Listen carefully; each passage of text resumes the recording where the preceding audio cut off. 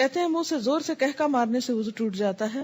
یہاں صبح سے آپ وضو کر کے آتے ہیں اور آپ کو ہنسایا جاتا ہے اور بات بات پہ آپ کہکے لگاتے ہیں تو اس سے وضو ٹوٹ تو نہیں جاتا. نہیں، نماز کی حالت میں اگر کہکا لگایا جائے تو نماز ٹوٹ جاتی ہے، وضو نہیں ٹوٹتا. کیا انڈر لیگز بال ویکس کر سکتے ہیں؟ آپ کی مرضی ہے، منع نہیں ہے. وضو کرتے وقت اگر بسم اللہ پڑھنا بھول جائیں تو کیا وضو دہرائیں نہیں، ہو جاتا ہے وضو. مغرب کے بعد ناخن نہیں کاٹنے چاہیے، ایسی کوئی بات نہیں.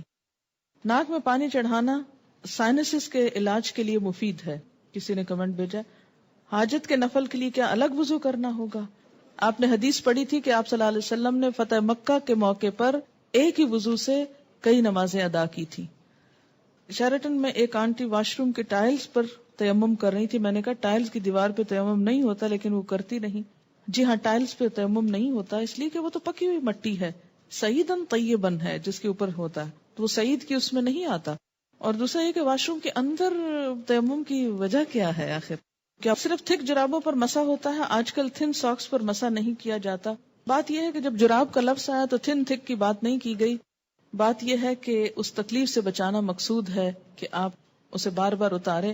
ہاں، پھٹی ہوئی جرابیں نہ ہوں کہ جس میں بہت بڑے بڑے ہولز ہوں کہ وہ ساری سکن ایکسپوز ہو رہی ہے، یا ایسی باریک ہوں کہ نیٹ کی بنی ہوئی کہ جو جراب کم اور پاؤں زیادہ نظر آ رہا ہو. تو یہ چیز آپ خود دیکھ لیجئے. اگر مہندی لگی ہو تو کیا وضو ہو جائے گا؟ جی بالکل ہو جائے گا، کیونکہ مہندی رکاوٹ نہیں بنتی پانی میں. ہاں، اگر ایسی کوئی چیز آپ نے لگائی ہے کہ وہ چھلکا بن گیا اور اس کے اوپر سے اتر رہا ہے تو وہ اور بات ہے. کسی بھی چیز کے لگنے کے بعد اگر پانی اس کے ریشے تک پہنچ جائے، ویٹ ہو جائے، وہ سارا دھل جائے، اس کے اندر سے پانی گزر جائے تو کوئی بھی چیز منع نہیں ہے. ہاں، اگر کوئی چیز پانی کے اور اس سکن کے درمیان بیریئر بن جائے، کوٹنگ ایسی ہو کہ پانی سکن کو ٹچ نہ کرے تو پھر ٹھیک نہیں. کتے کے بارے میں سوال ہے کہ کپڑے کو لگ جائے تو نماز پڑھ سکتے ہیں؟ جی اگر ڈرائی ہے تو ٹھیک ہے، کوئی حرج نہیں، لیکن اگر ویٹ کتا ہے یا اس کے چھینٹے آپ کے اوپر آ گئے ہیں تو درست نہیں ہے. کیا عورتوں کا ختنہ جائز ہے؟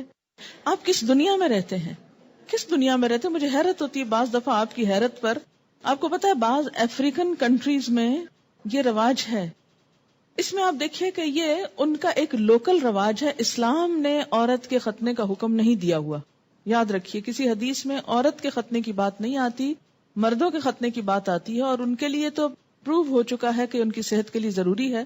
لیکن اگر کسی خاص علاقے میں یا کسی خاص کلٹ میں ایسی کوئی چیز ہے تو وہ ان کا لوکل کلچر ہے. It's nothing to do with Islam. اور اس پہ بہت پروپیگنڈا بھی ہو رہا ہے، آپ کو پتا ہے.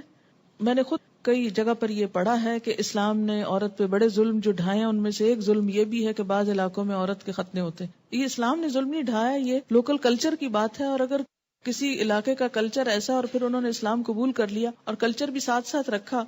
اب مثلاً آپ کسی دن یہ پروپیگنڈا شروع کر دیں کہ جو کانچ کی چوڑیاں ہوتی ہیں اگر ٹوٹ جائیں تو عورت بیچاری کا وہ خون نکال دیتی ہیں اور یہ بڑا ظلم ہے، اس لیے ان کو بنانا بند کرنا چاہیے. تو اب یہ اسلام نے تھوڑی آپ کو کہا کہ آپ کانچ پہنے. آپ کا لوکل کلچر ہے، کسی اور ملک میں ایسا نہیں ہوتا، تو آپ کی مرضی، آپ پہنے نہ پہنے، پہنے تو احتیاط کریں، نہیں پہنے تو نہ پہنے. بہت ساری چیزیں ایسی ہیں کہ جس میں اسلام نے نہ کرنے کو کہا ہے اور نہ چھوڑنے کو کہا ہے. بہت سے لوگ کہتے ہیں کہ دیوار پر ہاتھ مار کر تیمم ہو جاتا ہے، اگر اس پر مٹیوں کے قرآن پاک کی آیت کیا ہے؟ سعیدن طیبن. پلین میں پانی موجود ہے، واش روم بھی ہے، لیکن جا کر کرنا مشکل ہے تو کیا تیمم کر کے نماز پڑھ سکتے ہیں؟ وہاں وضو کی جگہ کتنی ہوتی ہے یہ بھی بتائیے. دوسری بات یہ کہ جو لمبی فلائٹس ہوتی ہیں اس میں بعض حضرات وضو کر کر کے پانی اس طرح ختم کر دیتے ہیں کہ اس کے بعد میں جانے والوں کو بیچاروں کو ہاتھ دھونے کے لیے بھی کچھ نہیں ملتا. میں خود اس بات کی عینی شاہد ہوں. اس لیے جہاں پانی صرف وقتی استعمال کے لیے رکھا گیا ہو وہاں آپ اس سے زیادہ استعمال کر کے دوسروں کا حق نہ مارے. ہاں، آپ پوچھ لیں جہاز والوں سے کہ اس میں 300 لوگوں کے وضو کا اہتمام ہے تو ٹھیک ہے، کر لیں. اگر غسل کرنے کے بعد استنجا کیا جائے تو کیا وضو قائم رہے گا؟ نہیں. اگر صابن لگاتے ہوئے یا ویسے دوبارہ انسان کا ہاتھ ایسی جگہ کو چھو جائے کہ جس کے چھونے سے وضو ٹوٹ جاتا ہے تو غسل کے بعد پھر دوبارہ وضو کرنا ہوگا. کیا وضو کے بغیر حدیث کے ٹیکسٹ کو چھوا جا سکتا ہے؟ چھوا جا سکتا ہے. غسل پاکی میں غراروں کا حکم ہے؟ نہیں، ایسا کوئی حکم نہیں ہے. یعنی کلی کرنا کافی ہے، گلے میں پانی ڈال کے غرارے کرنا ضروری نہیں. کسی نے مسئلہ پوچھا کہ انٹر کورس کے بعد پاک ہو جاتی ہے اور نماز بھی پڑھ لیتی ہے لیکن اس کا ڈسچارج ہوتا رہتا ہے تو اس صورت میں کیا کریں؟ ایک دفعہ نہانے سے پہلے اپنی طرف سے پوری صفائی کر لی جائے، اگر اس کے بعد کوئی ایسی چیز ہو تو دوبارہ بس وضو ہی کافی ہے۔ کیا ریزر کا استعمال کر سکتے ہیں؟ جی کر سکتے ہیں۔ MATTE، یہ کس قسم کی لپسٹک ہوتی ہے؟ صرف لپسٹک ہوتی، کیا اس سے وضو ہو جاتا ہے یا پانی ہونٹوں تک نہ پہنچے گا؟ میں نے کبھی لگائی نہیں، اس لیے مجھے پتہ ہی نہیں کہ یہ کیسی لپسٹک ہے۔ یاد رکھیں کہ چھوٹے چھوٹے سوال اس طرح کے پوچھنے کے بجائے شریعت کا ایک اصول یاد رکھیں۔ ہر وہ چیز جس سے پانی سکن تک پہنچنے میں رکاوٹ نہیں ہوتی اس سے وضو ہو جاتا ہے۔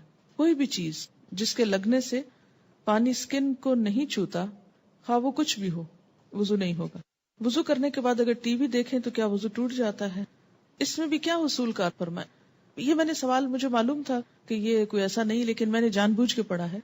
کیوں جان بوجھ کے پڑھا ہے؟ اس سے آپ کو سکھانا، کہتے ہیں نا کہ ضروری نہیں کہ ایک بہت اچھے سوال سے انسان سیکھے، بعض اوقات ایک ایسے مذاقہ خیز سوال سے بھی کچھ سیکھ سکتے ہیں آپ۔ کیوں؟ اس لیے کہ جب تک شریعت کے جو احکامات ہیں ہمارے لیے ان کی علت نہیں معلوم ہوگی، وجہ نہیں معلوم ہوگی، اس وقت تک ہم سمجھ نہیں پائیں گے۔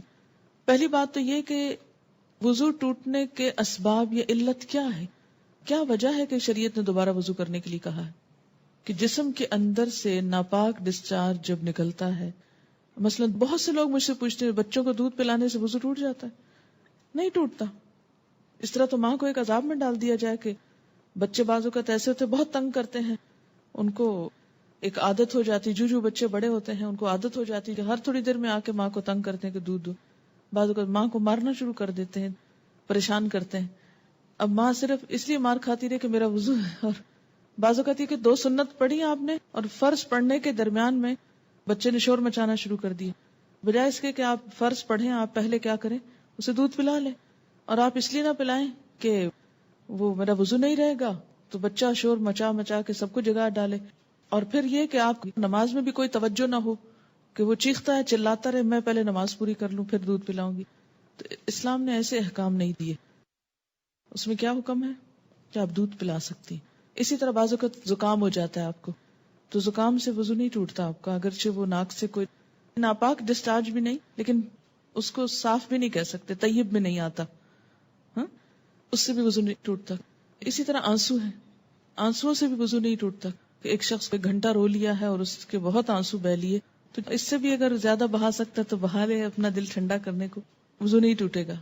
ٹھیک ہے، تو عربی میں ایک اصطلاح استعمال ہوتی ہے، اگر وہ یاد رہے آپ کو تو بہت آسانی ہو جائے گی، کہ سبیلین سے جو کچھ نکلتا ہے اس سے وضو ٹوٹتا ہے۔ سبیلین 2 راستوں کو کہتے ہیں، یعنی ناپاک ڈسچارج کے 2 راستے جو ہیں، سبیل کہتے ہیں نا راستے کو، تو سبیلین دونوں راستوں سے، اور اس سے مراد یعنی یہ ایک ٹرم استعمال کی جاتی ہے بجائے ان دونوں جگہوں کے نام لینے کے۔ گفتگو میں جو الفاظ انسان استعمال کرتا ہے اس سے انسان کی شخصیت کی عکاسی ہوتی ہے کہ اس کا مزاج کیسا ہے۔ جن کا مزاج گندا ہو وہ گندی باتیں کرنے اور گندے الفاظ بولنے کو انجوائے کرتے ہیں، لیکن ایمان، گندگی اور ناپاکی اور یہ تمام چیزیں جو ہیں یہ ایک دوسرے کی ضد ہیں، یہ انسان کی ضروریات میں سے تو ہیں، اسی لیے انسان کیا کہتا ہے، اپنی ضرورت سے فارغ ہونا۔ ایک بہترین لفظ ہے جو مطلب کو پورا کرتا ہے اور ان الفاظ میں بھی کوئی قباحت نہیں ہے، کوئی شناعت نہیں ہے۔ تو اسی طرح جب سبیلین کا لفظ بولا جاتا ہے تو اس لفظ کے سمجھنے میں آپ کو تو دقت نہیں ہے، کیونکہ آپ عربی پڑھتے ہیں، قرآن پڑھتے ہیں، آپ کو اتنا معلوم ہے لفظ۔ جو چیز وضو لازم کرتی ہے وہ کیا ہے؟ سبیلین سے کسی چیز کا اخراج، ڈسچارج۔ ٹھیک، بعض ڈسچارجز سبیلین سے صرف وضو کو ضروری کرتے ہیں اور بعض سے غسل بھی فرض ہو جاتا ہے۔ ٹھیک، جہاں تک خون کے نکلنے کا تعلق ہے، سبیلین کے علاوہ اگر جسم کے کسی حصے سے خون نکلتا ہے، مثلا دانت سے نکسیر پھوٹ گئی، کہیں اور کٹ لگ گیا، جسم سے خون نکل آیا، اس کے بارے میں 2 آراء ہیں، اختلاف ہے۔